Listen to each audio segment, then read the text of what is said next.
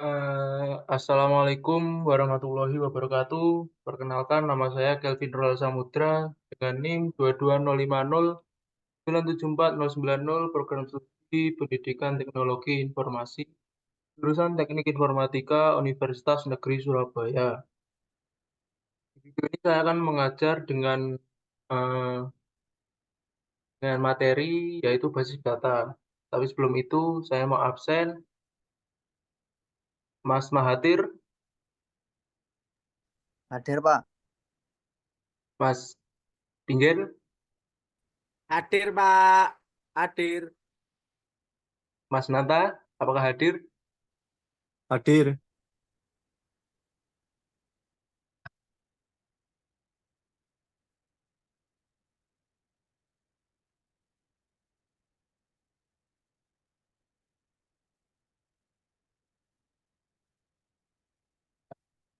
Kita akan menjelaskan tentang basis data.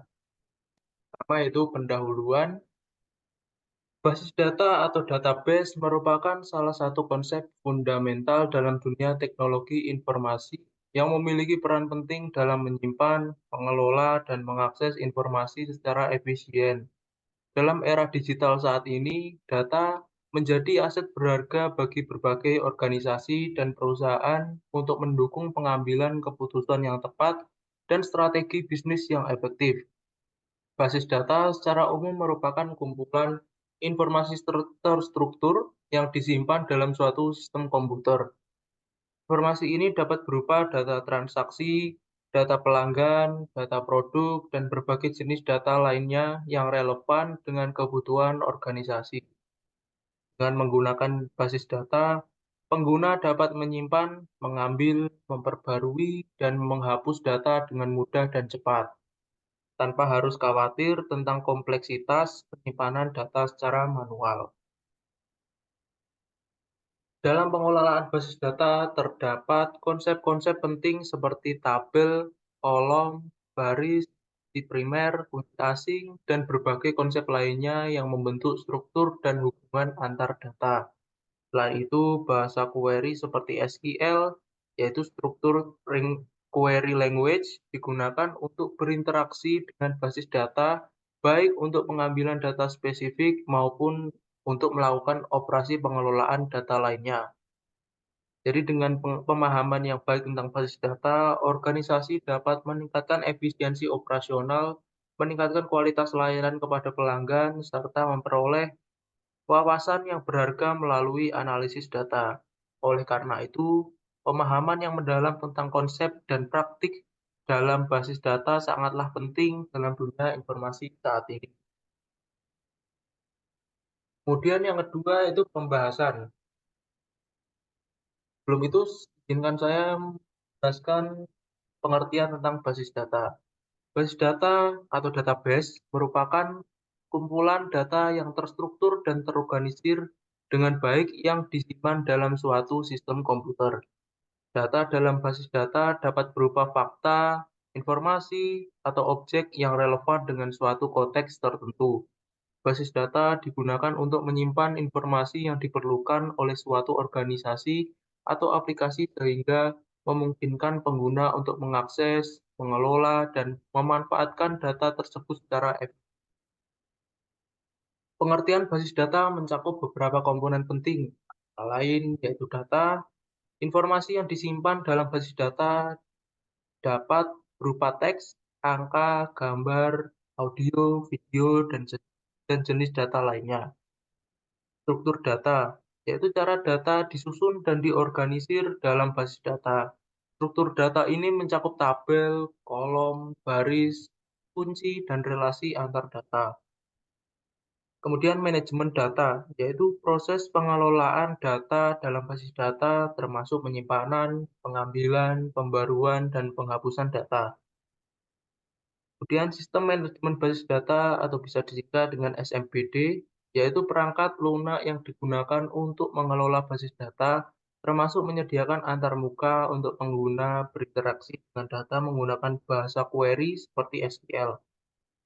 Selanjutnya yaitu keamanan data, perlindungan dari data data dari akses yang tidak sah atau kehilangan, serta menjaga integritas dan kerahasiaan dari data itu. Kemudian integritas data, mempertahankan konsistensi dan keakuratan data dalam basis data. Komponen-komponen dalam basis data. Pertama itu data, yaitu informasi yang disimpan dalam basis data seperti penjelasan yang tadi. Kemudian database manajemen sistem atau bisa disingkat dengan DBMS. Perangkat lunak yang digunakan untuk membuat, mengelola, dan memanipulasi basis data. Contoh DBMS antara lain adalah MySQL, PostgreSQL, Oracle Database, dan Microsoft SQL Server. Kemudian yang T adalah skema basis data, yaitu deskripsi struktur basis data yang mencakup definisi tabel, kolom, tipe data, dan hubungan antar tabel. Kemudian poin ketiga itu basis data. Pertama, basis data relasional, yaitu mengorganisasi data ke dalam tabel-tabel yang saling berhubungan. Contohnya adalah MySQL, PostgreSQL, dan SQL Server. Ciri-ciri dari eh, basis data ini adalah data tersimpan dalam tabel relasional menggunakan SQL, struktur query language untuk memanipulasi data. Yang B adalah basis data NoSQL. Itu basis data yang dirancang untuk memenuhi kebutuhan penyimpanan data non-relasional. Contohnya adalah MongoDB, Cassandra, dan Redis. Ciri-cirinya adalah penyimpanan data dalam format seperti pasangan kunci, nilai, dokumen, atau graf tidak menggunakan skema tetap. Poin keempat yaitu konsep dasar dalam basis data relasional. Pertama ada tabel, yaitu struktur data dalam basis relasional yang terdiri dari baris dan kolom.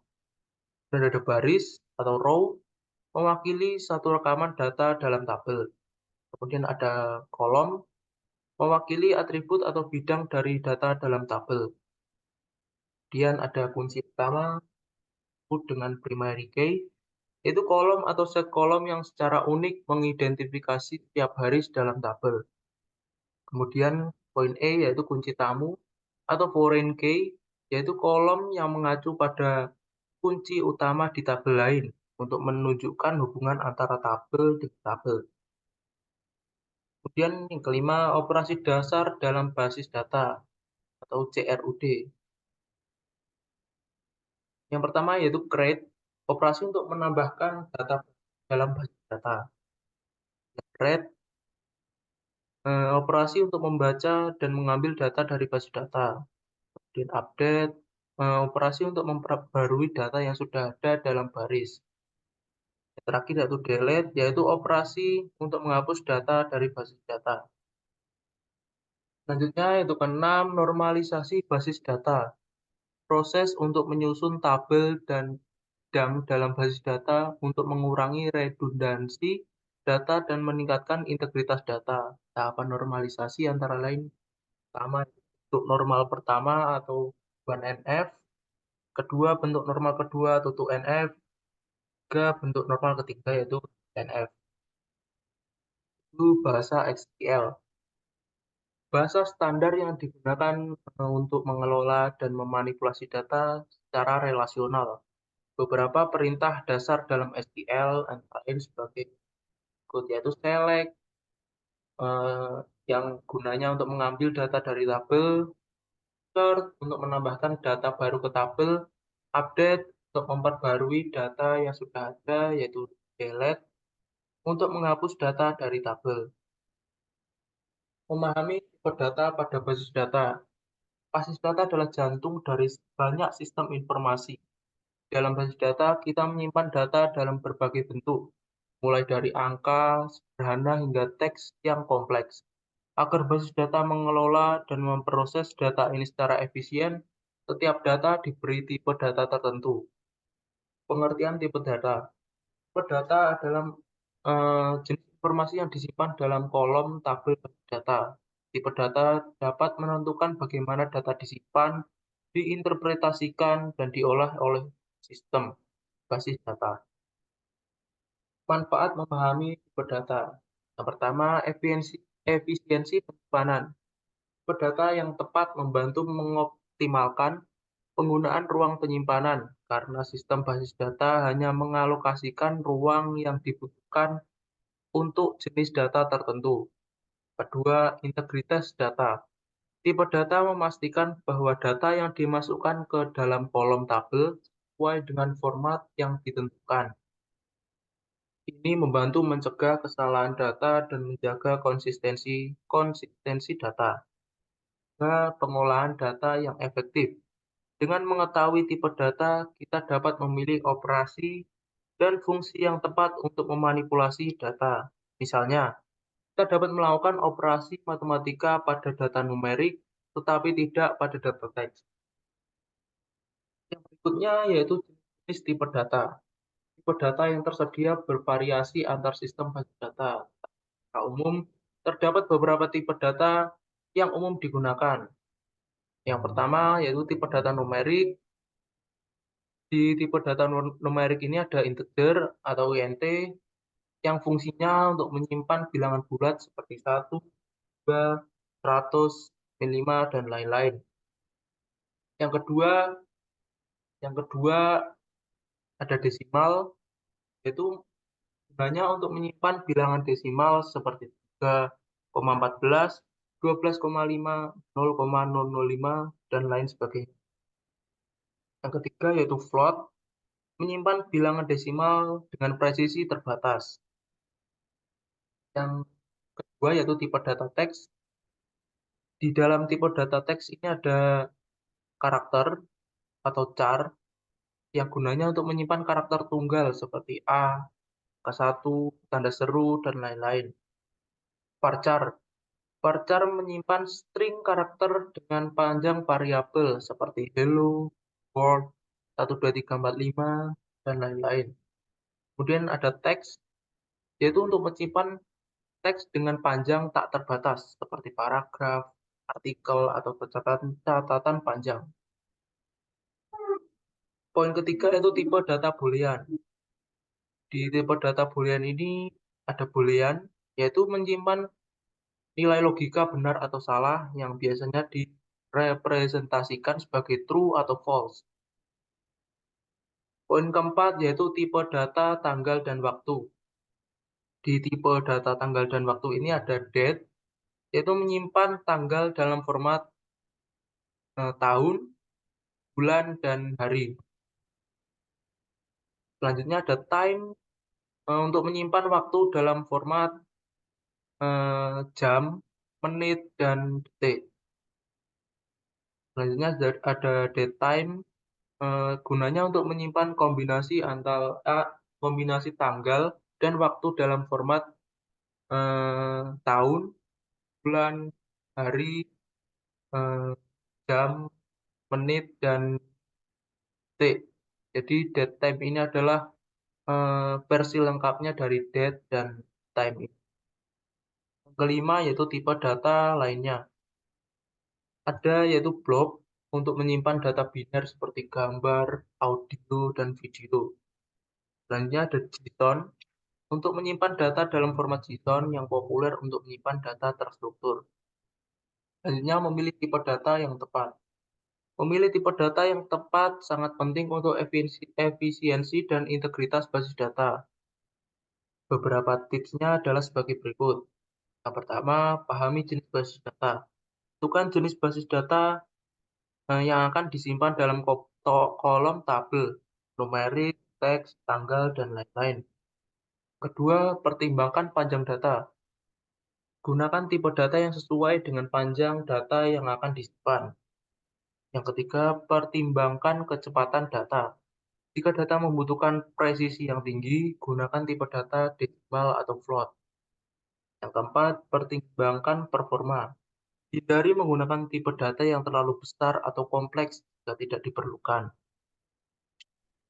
Kemudian, mengenal MySQL. MySQL adalah sistem manajemen data relasional atau RDS yang populer dan open source.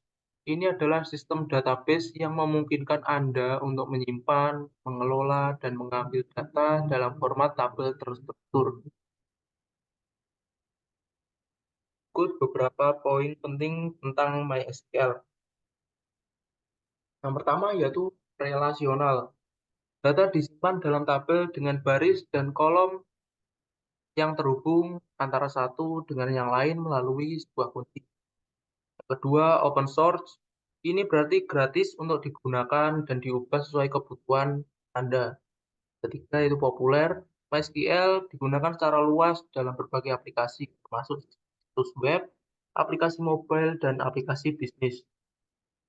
Keempat, dari kinerja, MySQL dikenal dengan kecepatan dan efisiensinya dalam menangani permintaan data. Yang kelima, dari segi fitur, MySQL menawarkan berbagai fitur seperti transaksi, keamanan, dan replikasi data. Kelebihan data MySQL. Database MySQL memiliki beberapa kelebihan dibanding database lain. Di antaranya, yang pertama itu MySQL merupakan database manajemen sistem (DMS). Kedua, MySQL sebagai Relation Database Management System (RDBMS) atau disebut dengan database relasional. Tiga, MySQL merupakan sebuah database server yang free, artinya kita bebas menggunakan database ini untuk keperluan pribadi atau usaha tanpa harus membeli atau membayar lisensinya. Kemudian MySQL merupakan sebuah database client. Selanjutnya yang terakhir yaitu MySQL mampu menerima query yang bertumpuk dalam satu permintaan atau multi-threading. Selanjutnya tipe data pada basis data MySQL. Tipe data pada basis data MySQL menentukan jenis data yang dapat disimpan dalam kolom tabel. Pemilihan tipe data yang tepat sangat penting untuk efisiensi penyimpanan dan pengolahan data, serta menjaga integritas data. Di part ini saya akan menjelaskan berbagai jenis-jenis tipe datanya, faktor yang harus dipertimbangkan untuk tipe datanya, dan lain-lain. Pertama, jenis tipe data pada MySQL. Berikut adalah beberapa jenis tipe data yang umum digunakan pada MySQL. Pertama itu A, numerik. Dalam numerik ada INT, namun bilangan bulat. Tiny INT, bilangan bulat kecil atau 1 byte. Small INT, bilangan bulat menengah, yaitu 2 byte. Kemudian medium INT, bilangan bulat sedang atau 3 byte. Big INT, bilangan bulat besar 8 byte. Float untuk menampung bilangan desimal dengan presisi tunggal 4 byte. Double untuk menampung bilangan desimal dengan presisi ganda atau 8 byte. Dan desimal menampung bilangan desimal dengan presisi tinggi untuk kebutuhan kalkulasi keuangan dan ilmiah. Dan poin B yaitu string. Dalam string ada varchar, itu string dengan panjang variabel ideal untuk menyimpan teks dengan panjang yang bervariasi. Dan ada char, string dengan panjang tetap cocok untuk menyimpan kode atau data dengan panjang tetap. Dan ada teks, string dengan panjang variabel ideal untuk menyimpan teks yang sangat panjang seperti artikel atau deskripsi.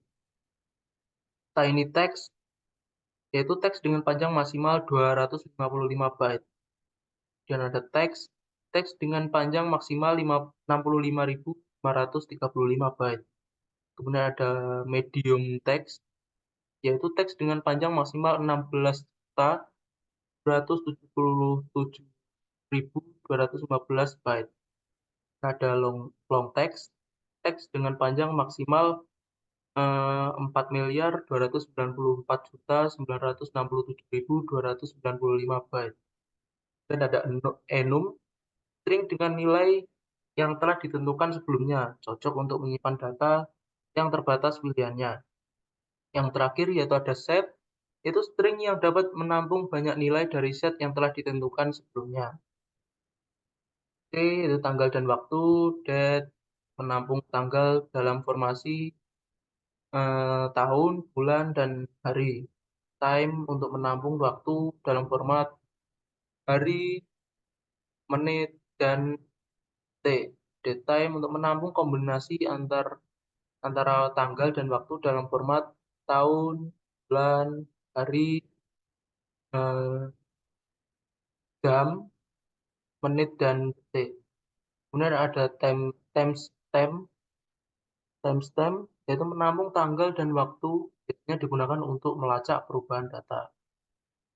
Jadi lainnya ada blob, penampung data biner seperti gambar, audio, dan video. Tiny blob dengan panjang maksimal 255 byte. Ada blob dengan panjang maksimal 65.535 byte. Medium blob dengan panjang maksimal 16.747.215 byte. Kemudian ada long blob dengan panjang maksimal 4.294.967.295 byte. JSON untuk menampung data dalam format JSON. Ada geometri untuk menampung data geografis seperti koordinat titik, garis, dan poligon. Kedua, itu memilih tipe data yang tepat. Berikut adalah beberapa faktor yang perlu dipertimbangkan dalam memilih tipe data. Yang pertama itu jenis data, pastikan tipe data sesuai dengan jenis data yang akan disimpan. Kemudian dari segi ukuran data, ini tipe data yang cukup besar untuk menampung data yang akan disimpan. Efisiensi penyimpanan, yaitu pilih tipe data yang efisien dalam penggunaan ruang penyimpanan. Terakhir yaitu performa, pilih tipe data yang meningkatkan performa query.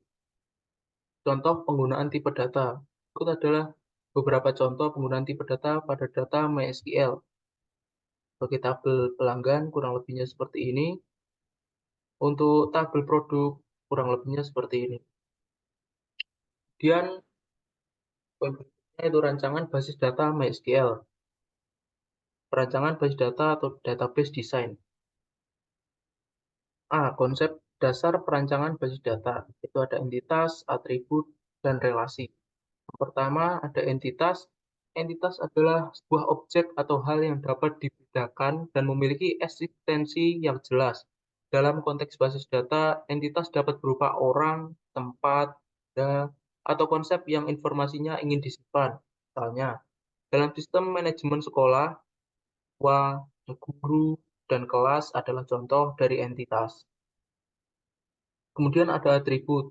Atribut adalah karakteristik atau properti yang dimiliki oleh entitas. Atribut memberikan informasi rinci tentang entitas. Misalnya untuk entitas siswa, menggunakan atribut berupa nama, tanggal lahir, alamat, dan nomor induk siswa. Ketiga yaitu relasi. Relasi adalah hubungan atau ketertarikan antara dua atau lebih entitas dalam basis data. Relasi menunjukkan bagaimana entitas-entitas tersebut berhubungan antara satu dengan yang lain.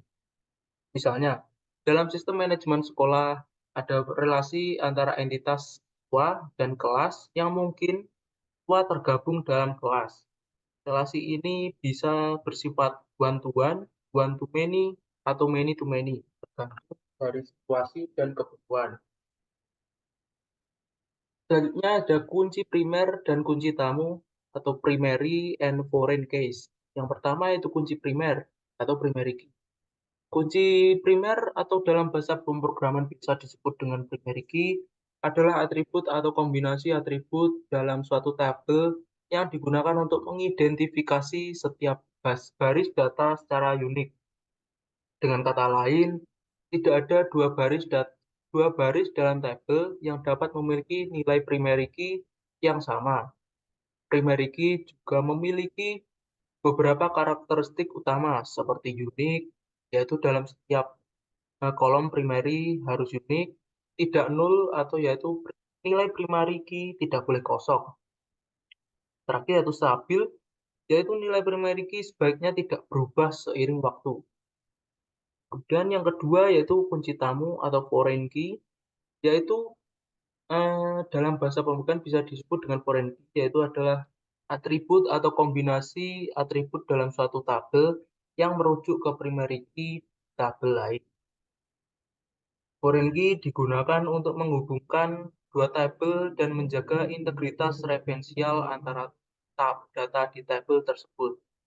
Foreign key juga mempunyai karakteristik utama seperti referensial, yaitu nilai foreign key harus sesuai dengan nilai primary key di tabel yang dirujuk.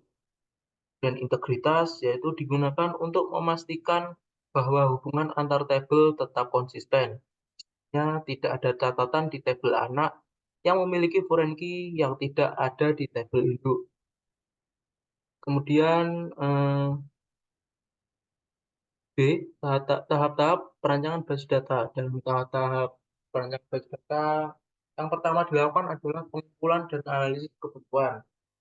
Yang kedua yaitu pembuatan diagram ER atau Entity Relationship Diagram. Ketiga yaitu normalisasi basis data. Dan yang kedua yaitu diagram ER atau Entity Relationship. Dalam komponen diagram ER harus ada entitas, atribut, relasi, notasi, dan simbol. Dan ini adalah contoh dari diagram ER. Yang ketiga yaitu normalisasi basis data. Nah, definisi tujuan dan normalisasi.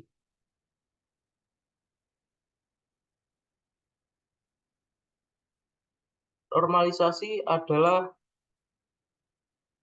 proses pengelompokan atribut dari suatu entitas ke dalam tabel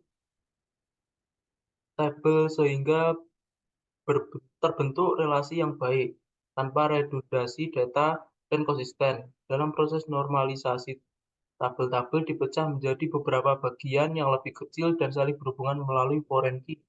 Adapun tujuan dari normalisasi ini antara lain untuk mengurangi redundasi data, untuk meningkatkan integritas data, untuk mempermudah pemeliharaan, dan untuk meningkatkan kinerja. Yang jenis bentuk normal atau normal form. Pertama yaitu 1NF, first normal form, yaitu setiap tabel harus memiliki kolom yang mengandung nilai atomik atau tidak ada set atau daftar dalam kolom. Dia setiap kolom harus berisi nilai tunggal. Setiap kolom harus memiliki nama unik. Dia taken normal form harus memenuhi semua kriteria 1NF. Setiap atribut non-kunci harus penuhnya tergantung pada primary key, bukan hanya sebagai primary key jika primary key terdiri dari beberapa kolom. Tiga itu third normal form, yaitu harus memenuhi semua kriteria dari 2NF. Tidak ada atribut non-kunci yang tergantung pada atribut non-kunci lainnya, atau tidak ada transitive dependency.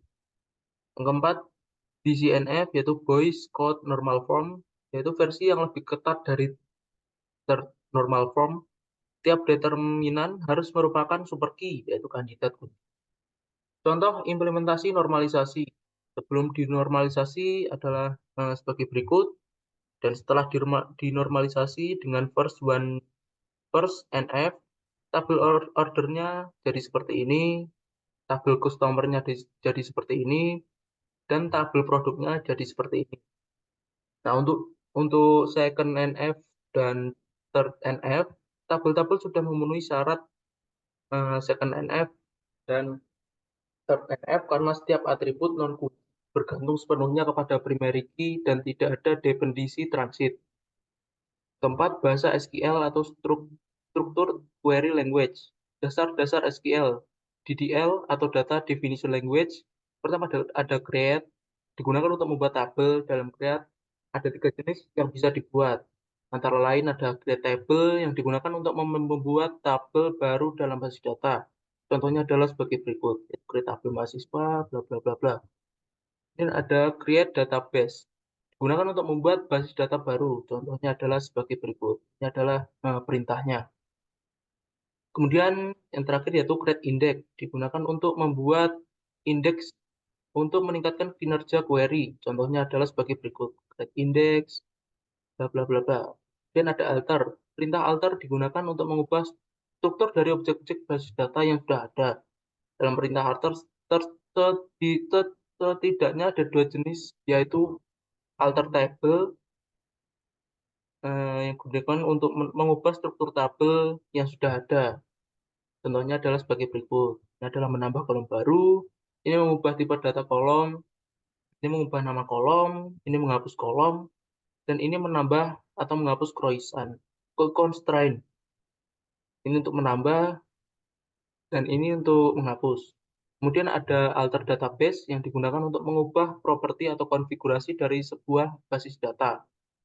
Contohnya adalah sebagai berikut: mengubah nama basis data seperti ini, mengatur mode atau opsi basis data dengan seperti ini.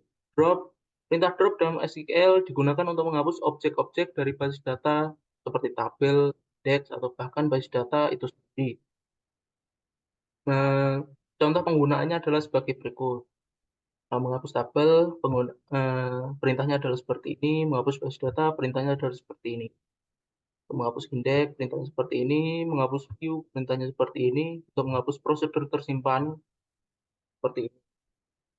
Selanjutnya, poin 2 ada DML, Data Manipulation Language. Yang pertama ada select. Perintah select digunakan untuk mengambil data dari tabel dalam basis data. Perintah ini memungkinkan pengguna untuk menentukan kolom mana yang akan diambil dan kondisi pengambilan data. Contohnya adalah sebagai berikut, yaitu select from mahasiswa petik 2. Insert. Perintah insert digunakan untuk menambah baris baru ke dalam tabel yang sudah ada. Perintahnya adalah seperti ini. Kemudian ada update. Perintah update digunakan untuk mengubah data yang sudah ada di dalam tabel. Contoh perintahnya adalah seperti ini. Kemudian ada terakhir, ini yang terakhir. Hmm, Perintah delete digunakan untuk menghapus baris data dari tabel. Contoh perintahnya adalah sebagai berikut. Penggunaan indeks dan optimasi query. Pengertian indeks. Indeks adalah struktur data khusus yang menyimpan referensi ke baris-baris data dalam tabel. Indeks di sini mirip dengan indeks dalam buku. Mereka memungkinkan akses cepat ke data tanpa harus memindai seluruh tabel. Kemudian jenis-jenis indeks ada indeks B-tree yaitu balance tree, kemudian ada indeks hash, kemudian ada indeks GIS atau generalis search tree, yang keempat ada indeks bitmap, yang kelima ada indeks full text. Selanjutnya, peran indeks dalam optimasi query sebagai peningkat kinerja, sebagai pengurutan kinerja, dan sebagai penegak unique atau unique constraint.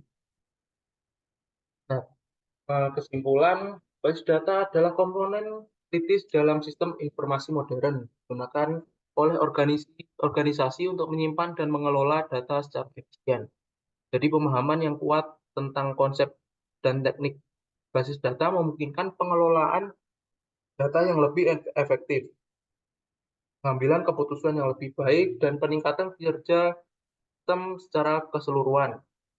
Nah, melalui pembelajaran ini diharapkan Anda memiliki dasar yang kuat dalam bekerja dengan basis data dan mampu menerapkan pengetahuan ini dalam berbagai situasi praktis dan proyek yang melibatkan pengelolaan data. Kemudian ini ada tugas untuk kalian kerjakan. Eh, ada 5 soal esai. Nanti saya kirim. Sepertinya begitu saja, kurang lebihnya mohon maaf. Assalamualaikum warahmatullahi wabarakatuh. Waalaikumsalam Waalaikumsalam warahmatullahi wabarakatuh. warahmatullahi wabarakatuh.